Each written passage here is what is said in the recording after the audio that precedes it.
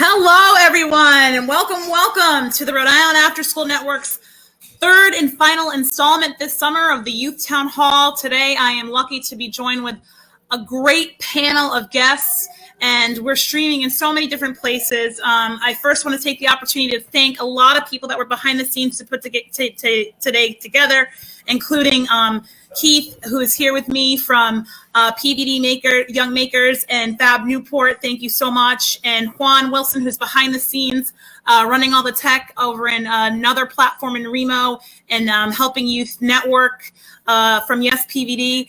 And so I want to especially thank those two individuals for really being behind the scenes, along with Cooney.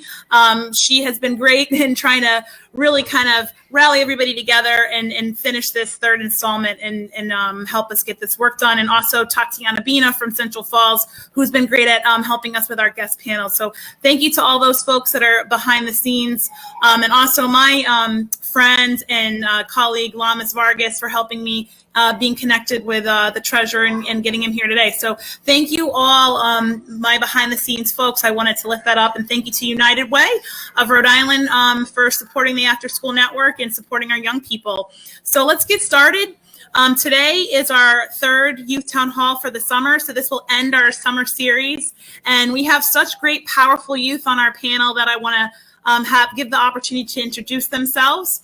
And then I want to give an opportunity for our guests that are here as adults who are going to be here today to chime in and give their opinion and also respond to the young people that are on here today about their feelings about the different things that have been happening since March 2020. So, and then some things that were happening before March 2020. I also have to point that out.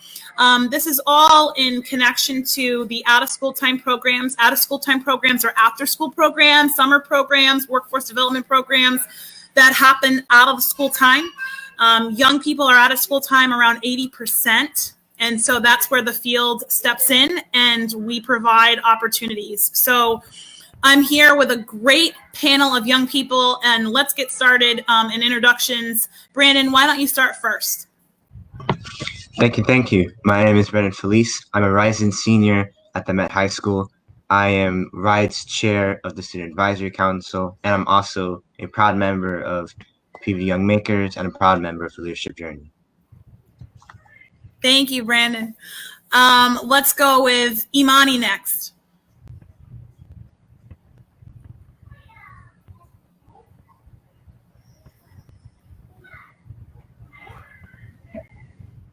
Oh, I lost one person. Hi, I'm Imani Jones. I'm a proud member of PVD Young Makers. Welcome. Let's go with Amani next.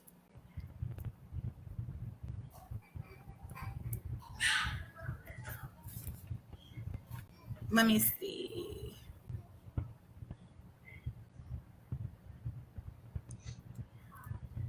Amani, we can't hear you. So we'll go, Jashelle, you want to introduce yourself while Amani works on her tech? Hi, everybody. My name is Jashelle Nicole. I am 16, rising junior, co-founder and executive director of a youth organization called Gen Z We Want to Live, focused on racial equity and educational equity work within Gen Z. Welcome. Amani, are you back with us? We can't hear you. But Amani is also from PVD Young Makers. And so welcome. I hope that we can sort out your tech. Sometimes it helps when we take out the headphones. But if you need to step off and try to figure that out, please feel free. And so we're going to get started to introduce our adult panel so far. We are also expecting Congressman David Cicilline to come on in the middle of our interview today to respond to some of our young people. So we're very fortunate for that honor as well. He's been a large champion of after school and summer programming for years. He champions it at the federal level and has made it a bipartisan interest for our federal delegation across the United States. We're very happy to be a part of the work. David Cicilline and Congressman David Cicilline, including him being able to make sure that funding is secured for the 21st Community Century Learning Centers and making sure that that funding stream is protected. And so we appreciate his work around out-of-school time programs at the federal level. So we'll hear from him later in this interview. Without further ado, I'd like to have Pilar, you go next to introduce yourself. Good afternoon. My name is Pilar McLeod, and I am the CEO and founder of AC Creation Youth Organization. We are 15 years old. We began in the Onlyville section of Providence. I am also a member of the United Way Young Leaders Circle, and I am also a motivational, inspirational, and empowerment speaker. Beautiful. Welcome, welcome. And Treasurer. Well, good afternoon. My name is Seth Magaziner. I'm the state treasurer of Rhode Island. I want to start by thanking you, Ayanna, and Keith, and everyone at the After School Alliance, and Pilar for all of your terrific work all over the state as a leader and an advocate, and mostly, especially to the youth who are participating. Thank you for using your time and your voice this summer for advocating for important issues. And so I'm really looking forward to today's conversation. Great, thank you. And then Keith, would you like to introduce yourself? Sure, Keith Rinaldi, Fab Newport. We help run PVD Young Makers, also liaisons to the Met Schools East Center. And we're here to help co-generationally make an education system by the students, for the students, as one of our famous students, Debbie, would say. Thank you. And I'm here as the moderator, Ayanna Melwan, and the lead of the Rhode Island After School Network. And so we'll get started with our first question. So how has out-of-school time programs addressed issues like mental health, youth development, especially right now during COVID-19, this economic crisis that we're kind of really stumbling into, and also the racial unrest that we've seen throughout the summer?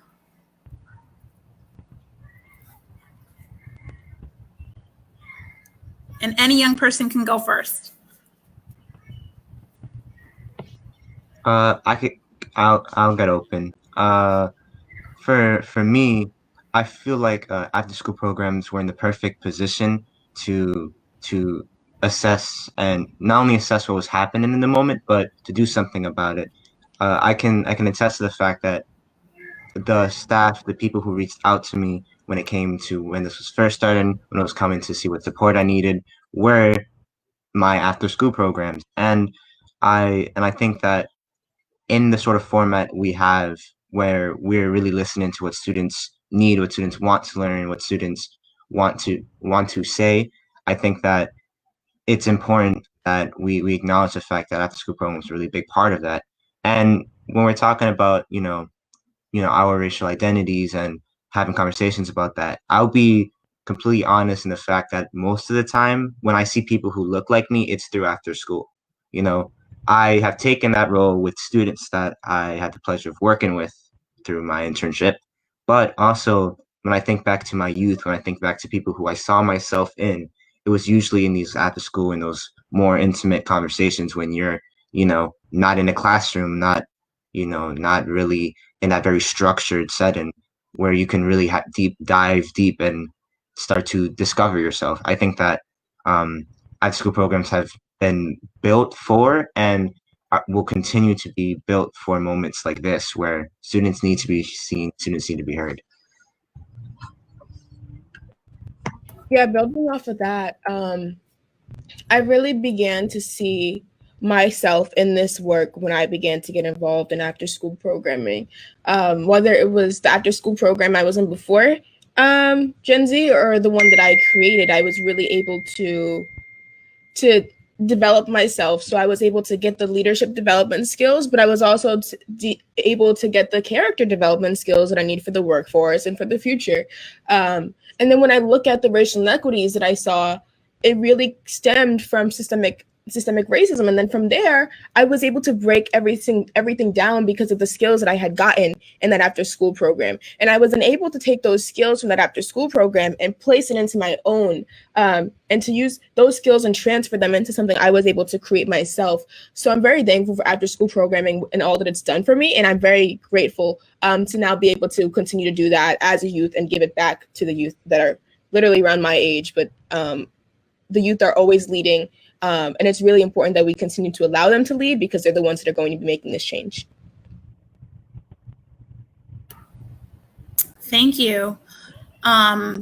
Imani, any reactions to the question before I move it to Pilar?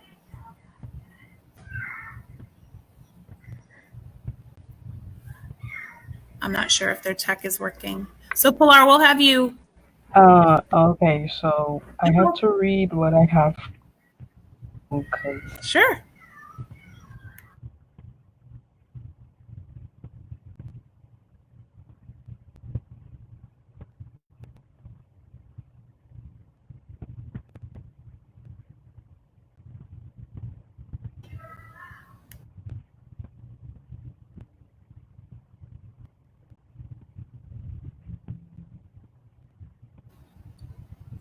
You can go ahead and read it.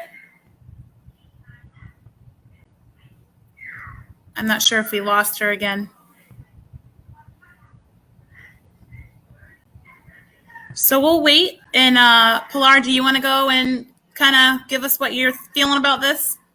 Sure. So after school programming and any nonprofit that does after school programming has always played a big role in what shapes and forms, just like Brandon and Jay Shell said, the lives of our youth in the city. And because most of the young people in after school programs, especially in Providence, are Black and brown students, that's where they get to see people that look like them, that come from their neighborhood, people that they can see outside of school and even outside of the after school program. You're going to see them at the mall. You're going to see them everywhere. So when funding is cut for nonprofits or for after school programming, especially when it deals with youth and young people between the ages of 15 and up, because a lot of programming in schools, they only deal with young people up until they turn like 12 or 13. And once they become a teenager, we kind of forget about them as if they have all the answers and figured it all out at like 15 or 16. And there isn't a lot of after school programming for young people who are older. But the programs that are around, they spend a lot of time, like you said, taking money out your own pocket, trying to make sure that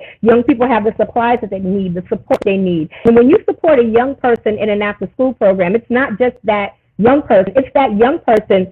And you 9 times out of 10 will get to meet that entire family. So it's everybody that gets the support, not just one individual. It's kind of like a package deal. And with all of the things that are going on with the virus and then the racial uprising, after school programming and nonprofits are working 10 times harder with way less money because we're not in school anymore. So it's almost like that funding, that money stream has stopped, but the need in the community for the young people and their families has not stopped. If anything, it's increased.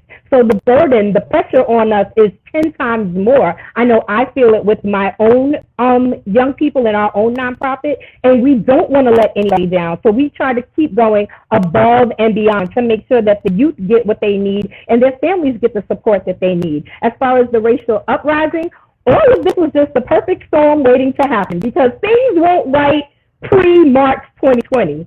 So now we are post-March 2020. And I, like we said before this conversation started with yourself and Brandon and myself, this was about to happen. This was the inevitable. So we needed this shaking to come and this uprising to come because we need these young people to keep taking the torch and keep running. I don't want to march forever, but I will gladly pass it on to somebody who can run further than me, faster than me, harder than me, because we, my generation, we only can take it but so far. And at some point, we are not so much that we're going to get tired, but we might not see it the way the young people see it, and it is their lives. So who are we to tell them what they need to be doing? It should be the other way around. We keep asking them what they want, but every time they tell us what they want, we as the adults don't always give it to them. So I say step aside, adults, Give guidance where guidance is asked and needed, but let these young people show you what they want.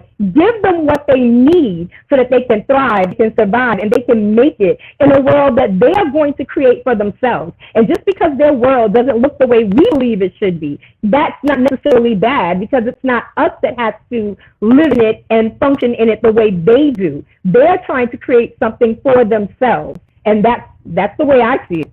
I mean, I have a lot more to say, but I don't want to be greedy.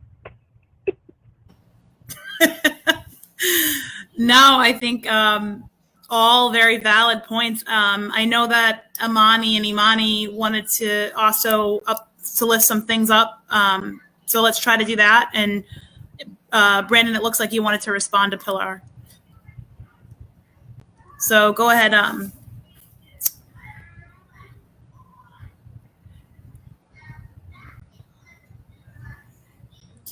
Brandon, Okay. do you want to respond while we're queuing up Amani and Imani?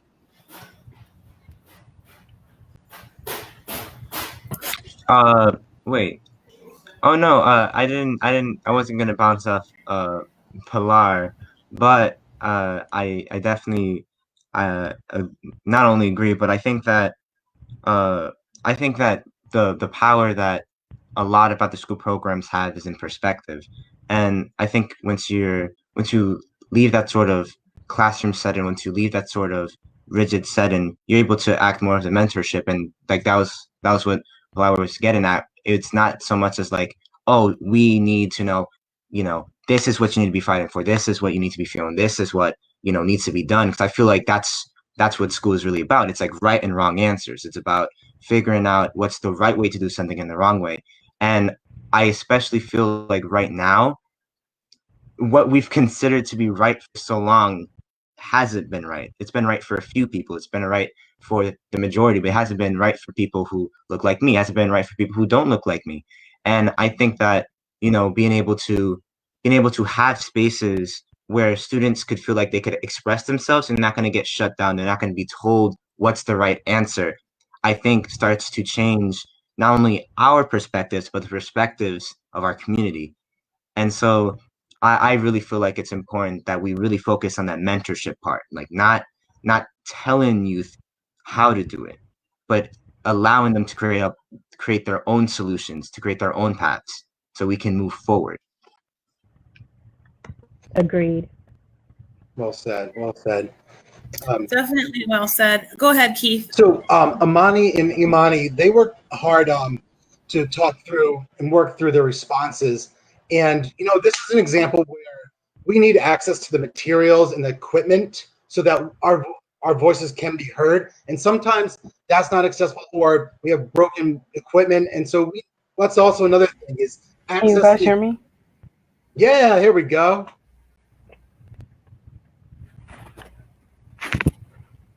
Okay, does everything work?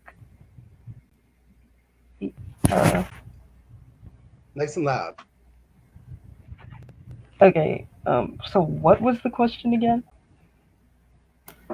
So how have after-school programs and out-of-school time programs showed up during COVID, especially during COVID, during the economic crisis, and during the racial unrest for young people's mental health, for young people's development? The first question we went over.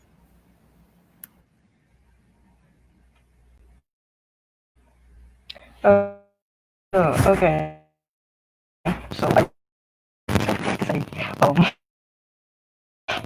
okay, so I said, I think after school programs are giving school day due to students are able to gain more knowledge. So it's pretty choppy. Keith, can I have you read it? Stepping out in the real world, like financial literacy, mechanics, Oh, there we engineering, go. and design. So Amani, we got only a part of that, but just to do you justice, I want to read, because I have your responses here. So, and thank you. I'm sorry that the connection's bad, but you said, I think after school programs are giving students opportunities that they would not get during the school day due to how the system is set up.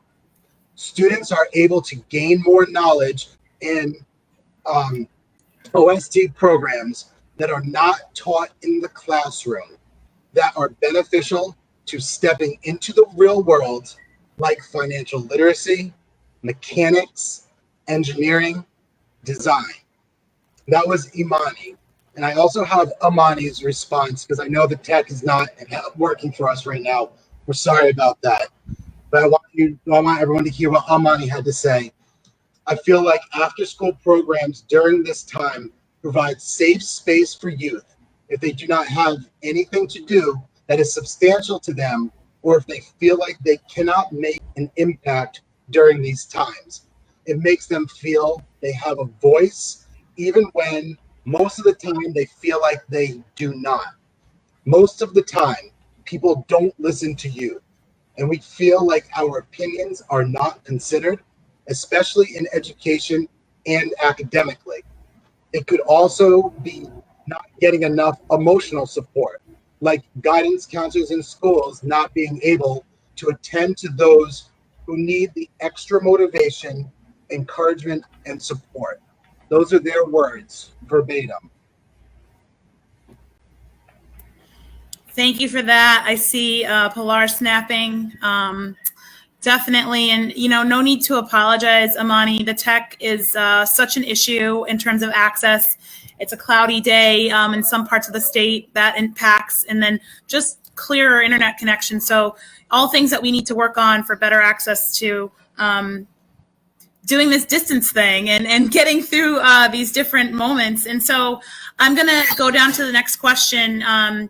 And Treasurer, that's towards you and the young people responding. So we're going to have the young people respond first, and then we'd love to hear from you. But thinking about after school programs and how they're kind of going against the grain and being a part of a different system and creating these safe spaces where mentorships can happen. And also we are allowing young people to fail and fail forward so that they can feel comfortable to really grow and progress. So in their own and at their own pace. So thinking about that, what do you young people want out of the education system here in Rhode Island? And as we head into the new, what does this look like? Is it including, Black and Indigenous people history? Is it including financial literacy? These are things that we've talked about offline. So I'd love to hear from you all to elaborate a little bit more on what you all want out of the education system here in Rhode Island. And anybody can go first. Any young person can go first.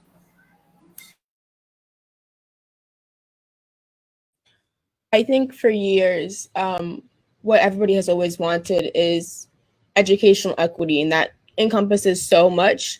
But mainly what we really need is for each student to get the same amount of opportunities every single time for every single person. Like if you look at the Met, for example, they do one student at a time so that each student can get exactly what they need. We need personalized learning, student-centered learning. We need to be able to control our climate and culture because that's one of the really, really horrible things that's happening, especially within our Providence Public School Department. And then we also need to get rid of all like the anti-racism that is within our schools that we continue to not speak about because we want to act like it's not there when we all know that it is.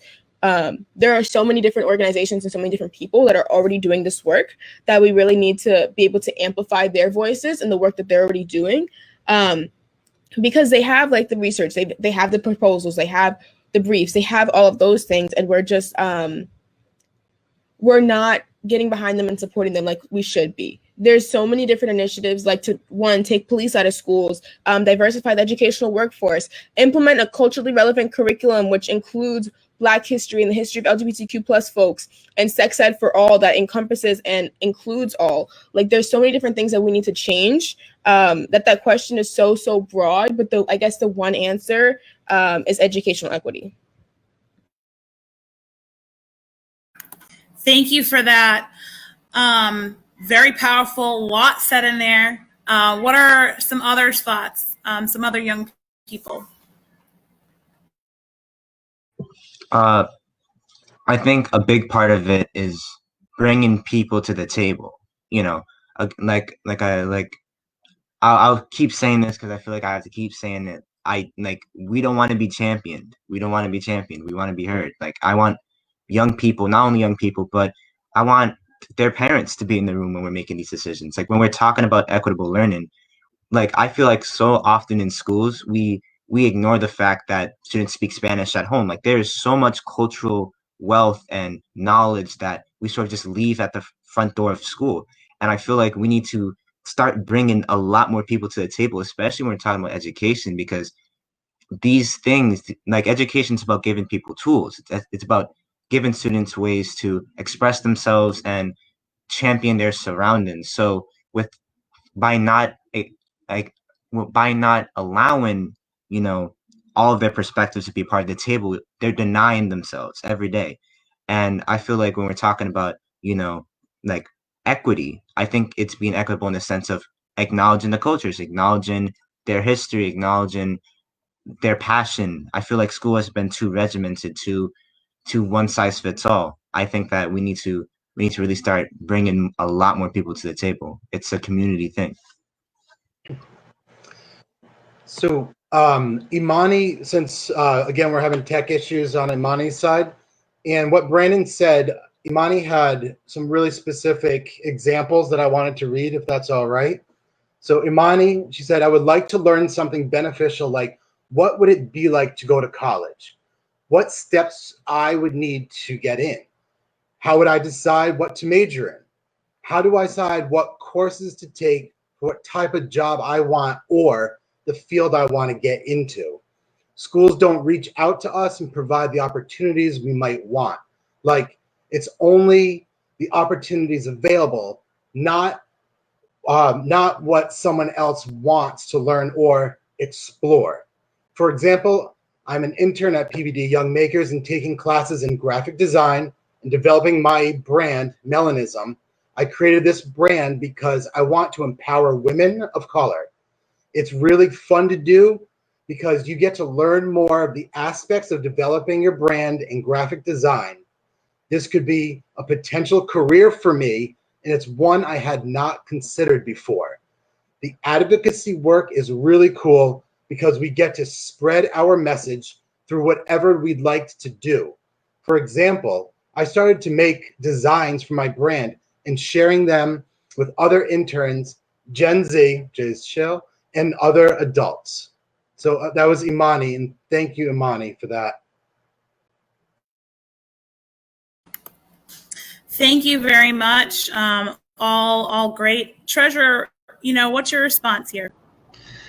Well, there's a lot to respond to. There's some really great observations and great ideas. I should have mentioned this earlier. I actually started my career as an educator. I was a public school teacher earlier in my career, and so a lot of the things that I'm hearing really resonate. Certainly, the experience of the importance of after-school programs. I think after-school programs are where students take a lot of what they learn in the classroom and then start to apply it to real life, right? Start to apply it in really tangible ways. And so initiatives like this one and after-school programs generally are absolutely vital and are something that we have to invest more in. And I just want to also take a moment to celebrate the role that the Gen Z generation is playing in this latest surge of activism that we're seeing across the country. I'm a student of history, and I really do think that this moment, led by the Gen Zers, there are real parallels to the civil rights movement in the 1950s and 60s in a couple of ways. First, the age of the leadership. I mean, I think a lot of people don't realize, like, we see these civil rights icons from the 50s and 60s in these pictures and these statues, and people forget how young they were when they did these incredible things. I mean, John Lewis was a teenager when he was, doing this work. Martin Luther King, when he organized the Montgomery bus boycott, I think he was 25 years old.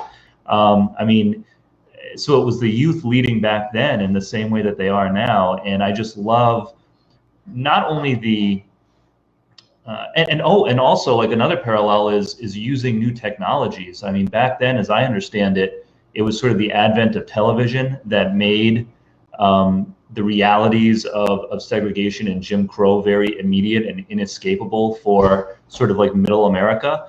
And in the same way, I think today's generation is being really smart about how they're using social media to bring these issues to attention of people who otherwise might have the privilege of ignoring it, right? And putting it in people's faces and saying, no, you have to pay attention to this and you have to understand what's happening. So I know I'm just repeating a lot of what's already been said, but I just absolutely love what I'm seeing from this generation here in Rhode Island and across the country. So keep it up.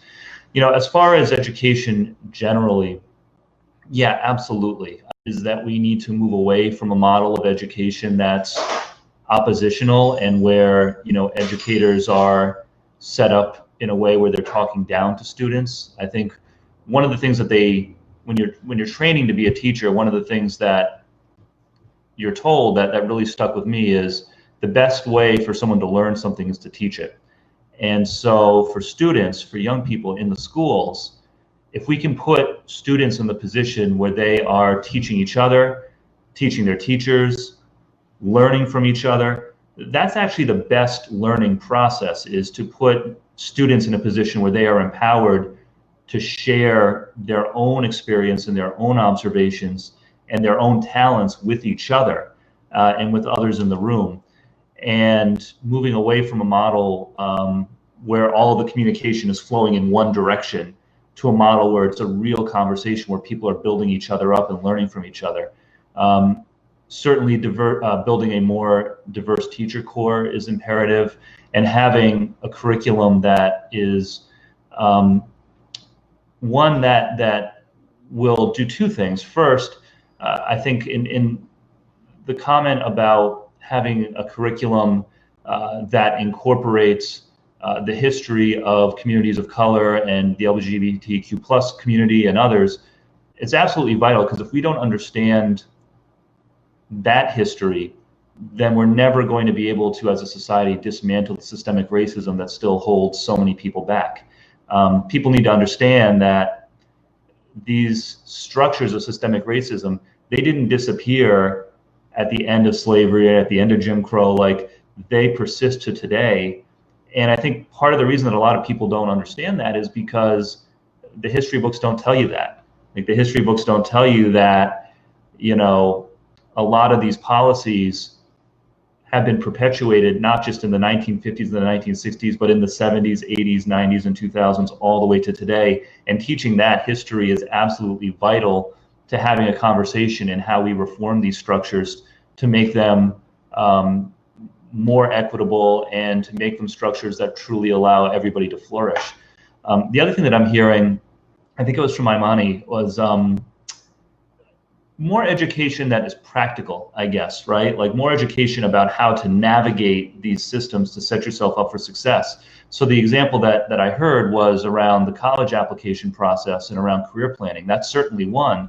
But I think knowing how to navigate other systems in order to build your own influence and to build your own, and to empower yourselves as young people, learning how to navigate systems is absolutely vital. So learning how to navigate the political system, for example, like we need civics education, real civics education throughout our curriculum in every school, so that young people know how to advocate for change, how to get involved in the political process, how to run for office, how to lobby people who are in positions of power. Civics education is vital. And then the one that I think I was brought on to talk about the most, financial education as well, knowing how to navigate the financial system, the banking system, so that young people, particularly from communities of color, can learn how to build wealth, because that's ultimately where, you know, a lot of power stems from.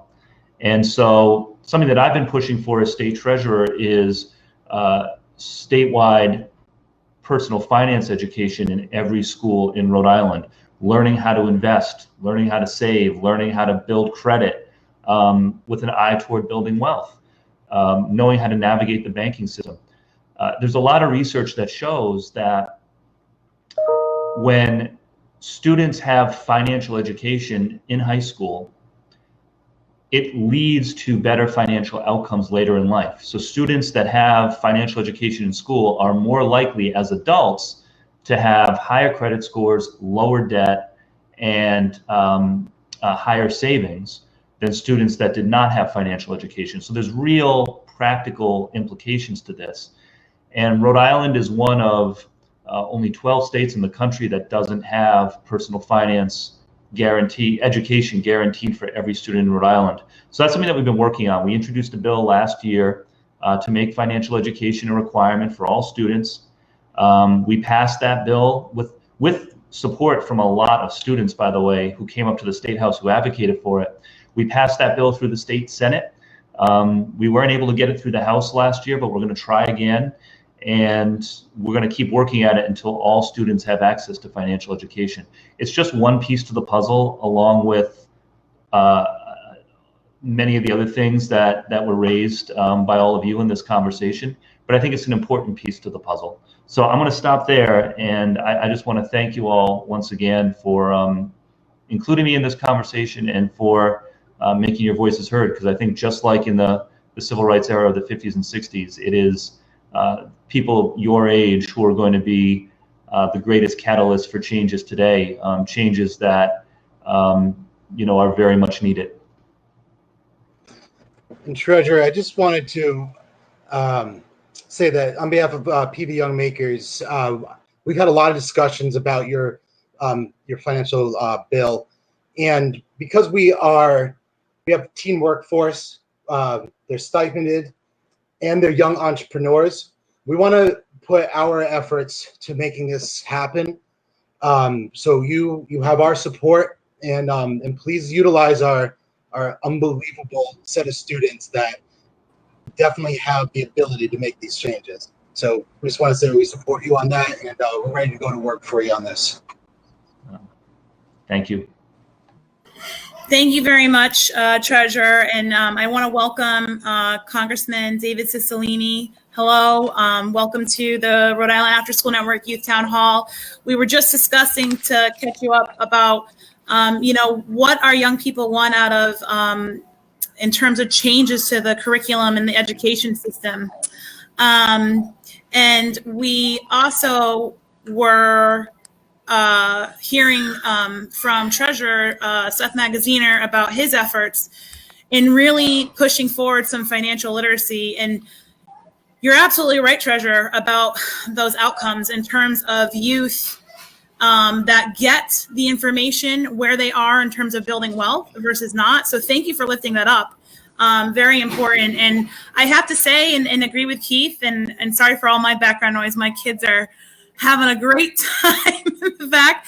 But I have to say that, after school programs and summer programs and the workforce development programs that are out of school, that's what they strive at. That's what they're very successful in, is allowing youth a space and opportunity to explore entrepreneurship and really understand how a business runs and get mentored on what it means to have your own business, to have your own wealth. But we always need help and support. You had mentioned before, Treasurer, that the youth apply what they've learned during the school day after school. And so if they don't have that financial literacy piece during the school day, it makes it extra hard for our programs to build them up, especially if we get them in high school and they're like, we've never seen anything like this. So we applaud your efforts and always supporting pushing financial literacy into our curriculum. So thank you very much. So I'm going to ask the last question, the second to last question. Thank you, Congressman. If you want to introduce yourself and just say, why after school programs to get us started before I ask our third question. Sure. Thank you for having me. It's great to see everyone. Great to see the Treasurer, and I appreciate you including me. Look, I've been a big champion of after school because I've seen the difference it makes in the lives of young people. A student who goes to school every single day and has perfect attendance still spend most of his time out of school.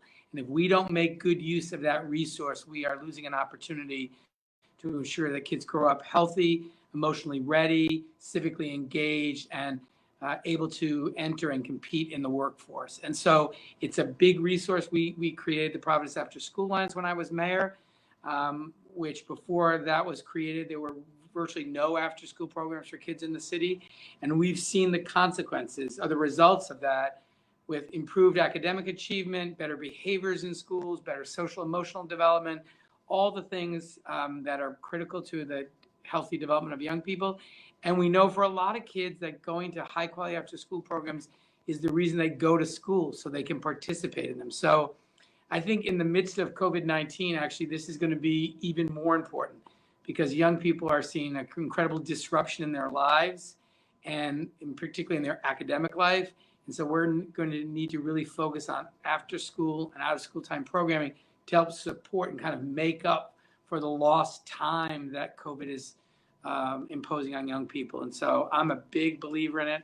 I've seen firsthand how it causes young people to be exposed to painting or sailing or woodworking or dance, things that maybe they wouldn't have tried or had the opportunity to try in a school setting.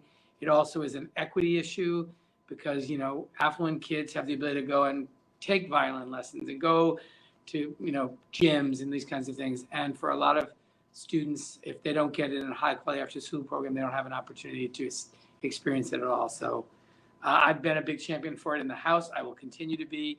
I've fought to ensure that we included it in the HEROES Act, and we'll continue to fight to protect it in the final bill. But happy to take your question. Thank you. Thank you so much.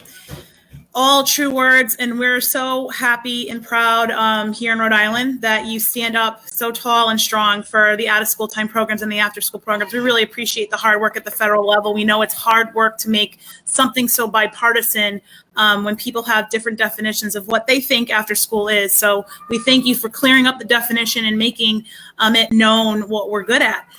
So I'm going to ask the question, and the young people, they respond, and then we'll hear from you after. And so the question is, what advocacy efforts are happening right now, and how are they supporting after-school programs, and what advocacy efforts are happening to support after-school and out-of-school time programs and help us keep the doors open? And any young person can, you can go ahead. Young person go first. Is that okay? So any young person can go first. I can go again. I'm sorry. I feel like I'm consistently talking. But I feel like any advocacy efforts that are made by after school programs or out of school time programs benefit those out of school time programs. Because if you look at it from like a business lens, putting my executive director cap on, any press, any media, any successes, all of those things goes towards amplifying the voice of that organization or that program. So for example, if you look at the protest that we hosted on June 14th, you can see from there, we were able to grow as an organization and we were able to impact more youth. So I feel like it's like a give and a get. So if you put out that energy and put out those advocacy efforts, in return, you'll get that that support that you may need to continue. Yeah, to jump off that, I feel like a big part of like promoting the work of after school programs is showing the work of after school programs, because this is like the work we're doing isn't some like headspacey conceptual thing. Like people are going out impacting lives, people are going out making change, and I feel like that in itself is resistance. It's resistant against a school system that is just about testing. It's just about numbers on a piece of paper. I feel like in just doing our work, that's resistance. Very powerful. And Amani, Keith, do you have anything that they responded to? Yeah, and again, and because of some tech issues, I'm going to read off Imani's response, and this one is more of how it affects her, and so it's been really helpful for my self-esteem and getting outside of my comfort zone to be able to talk like this and go on these special events and having something to do that is going to impact and be able to advocate and just be able to get to speak my mind and get my thoughts out there. Also, I'm learning to be more self-confident as a whole and to know that you have a voice and to know that no one can tell you otherwise. Also, that your opinion matters and you should never let anyone discard your judgment, even if it doesn't comply to them. Also, the things I'm making with my brands and my entrepreneurship and being able to be a panelist, meeting these important people with these important discussions with youth involvement, because it's more important now than ever. And we have to be more open and involved with these types of learning. We have to give youth the tools we need to be more successful. Constructive criticism is a good example of a tool to be more successful. Being able to have a mentor and support to help you along the way, because everyone needs help sometimes. Not being afraid to ask for help. I don't think that school does a great job of emotional supports in academics right now.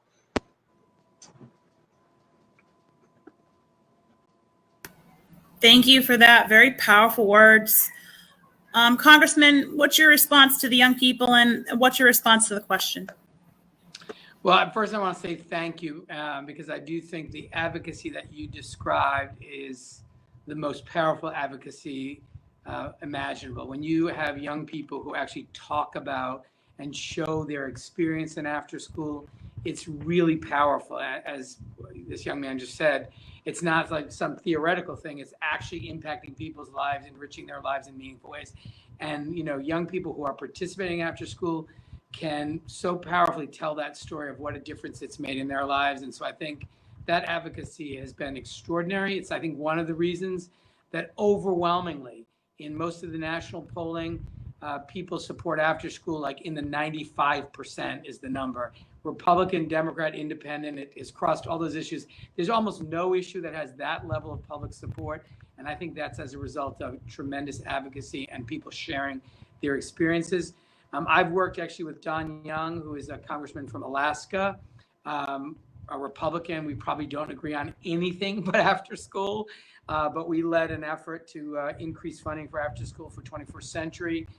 We've fought hard to be sure that it's included in the stimulus and the relief packages because it's so central to mitigating the damage that young people are experiencing from this pandemic. And it's really critical to the kind of, as I said, making up for lost time in education. So the HEROES Act included money that $90 billion for state fiscal stabilization, which is available for K through 12 education. So that includes after school. I advocated directly to the Speaker of the House, Speaker Pelosi, about $500 million for 21st century community learning centers in the relief package, and will continue to advocate for that. I think this pandemic, this health crisis, is a moment where we can make the case of how valuable and how critical after school is, and it's a moment we have to increase our investment in it. Because I think the role of the federal government is to provide the resources so great programs, great after school organizations can serve more young people and provide more opportunities. Thank you very much. And, I think the last question kind of really wraps up here the whole theme this summer about youth participating in programming and then youth realizing that they have to go and turn around and advocate for their programs and advocate for themselves. And I think at every turning point, every milestone that we've hit during this pandemic, it's showed a new way that youth have had to adapt and pivot. So I thank our young people on this panel. They've had to adapt and pivot this whole time. And they have been able to do that through mentors like Keith from PVD Young Makers and Pilar McLeod. Both of you from Sweet Creations, both of you have been such an inspiration and mentors for our young people and been there for them. And I've heard mentorship as such a theme. So my next question is, what does youth advocacy look like right now as we head into fall 2020? And how does the out of school time field support youth and support those youth advocacy efforts? And that question is for everybody.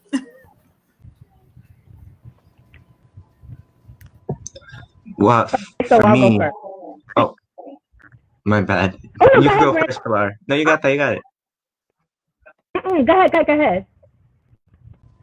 Thank you. I feel that the best way, like staff and adults can support youth advocacy is by bringing new tools to the table. Something that I read, I was reading Born a Crime by Trevor Noah, and it really stuck with me, is that teaching a man how to fish is great. That's essential. That's essential. But having a fishing pole would be nice. Having the means and the opportunity and the actual like equipment sometimes to get these things done is life changing. I remember the first time I heard about a vinyl cutter. That was the day I showed up, like April 2018. I've been I've been doing it for 2 years now, but I didn't even know what that was. I didn't know about graphic design. I didn't know about 3D printers. I didn't know these things. Now they've become a big part of me, my advocacy, what I feel like I want to do in the future. But until that was even brought to the table, I never considered it. I never even thought I was artistic until art was literally placed in my hands. I think that I think that that's what we need when it comes to advocacy, because deep down I feel like everyone has a story to tell. Everyone has a way to express what they need.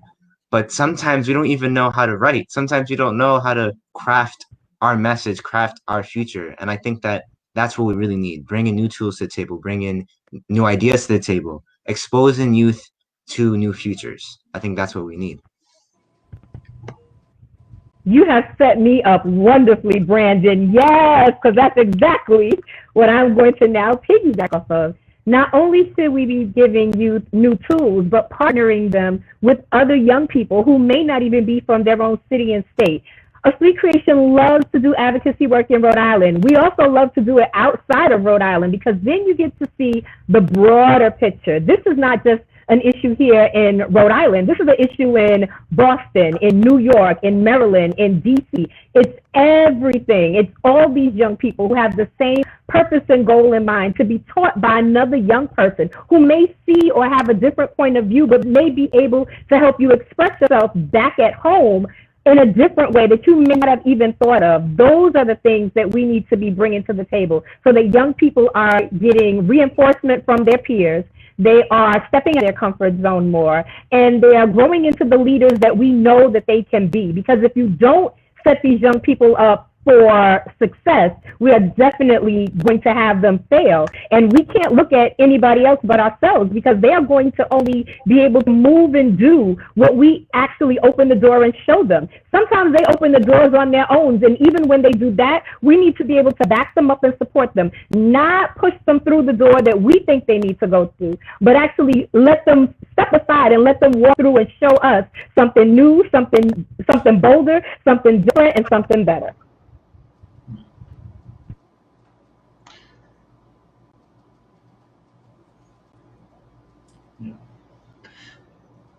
I could definitely piggyback off of that.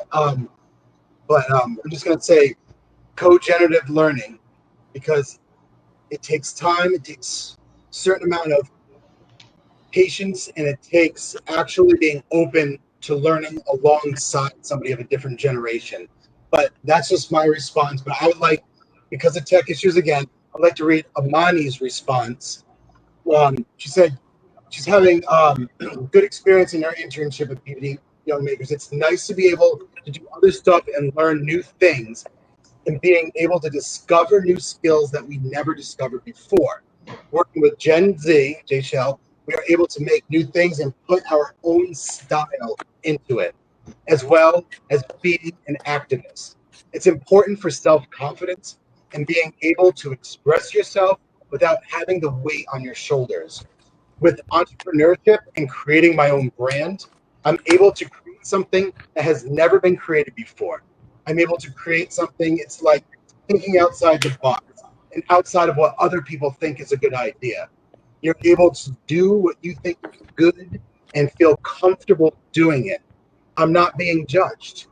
I think it's a really good way to get your thoughts out there on topics and opinions, and be able to have good constructive criticism that is not over the top or too harsh. A lot of supportive people on your side for what you want to do, and being able to get that. I started creating my brand called Ebon. It's short for Ebony. I thought it was simple and to the point, and people could understand it without being overcomplicated. I find beauty in simplicity and see a lot of meaning behind it. And I've drawn stickers and drawn designs in order to get my messages out there. Thank you, Amani, very much for that response.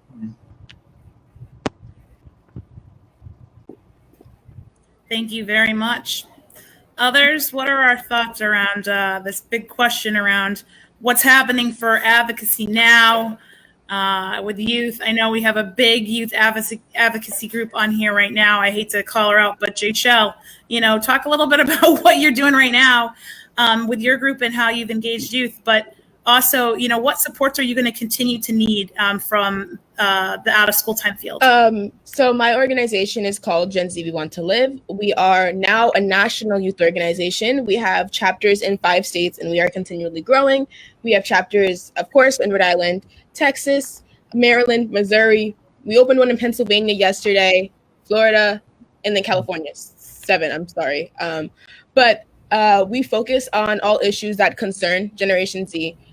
We were born in light of George Floyd's murder. Our founding date is June 1st. I'm 16. I co-founded the organization with my friend Isabella, who's 15.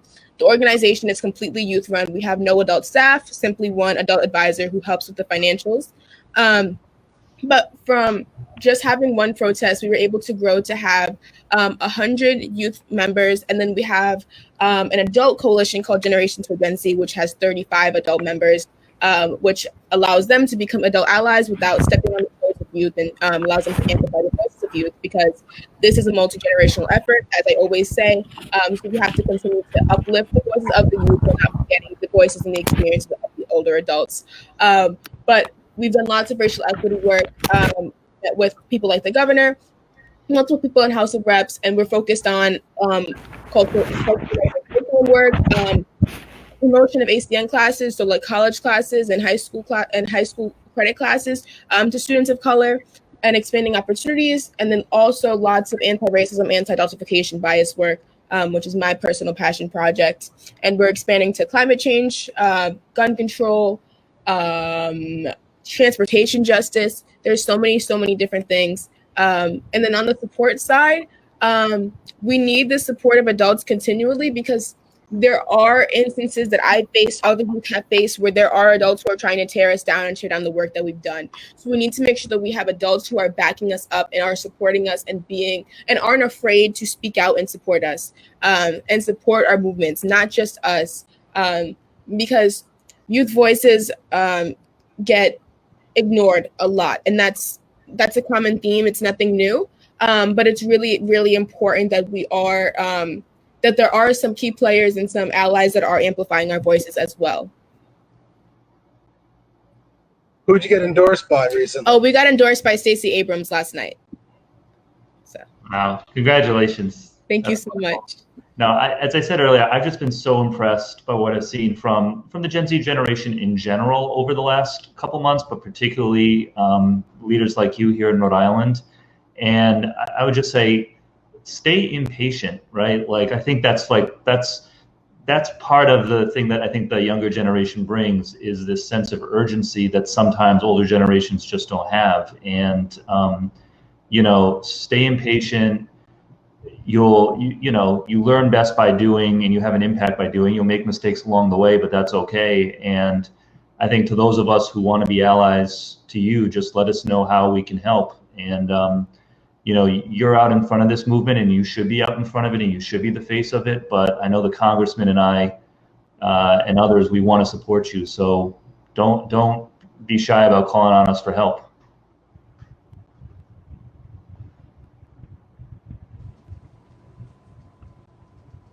Yeah, I too, I just want to say thank you for your incredible advocacy and for your voices.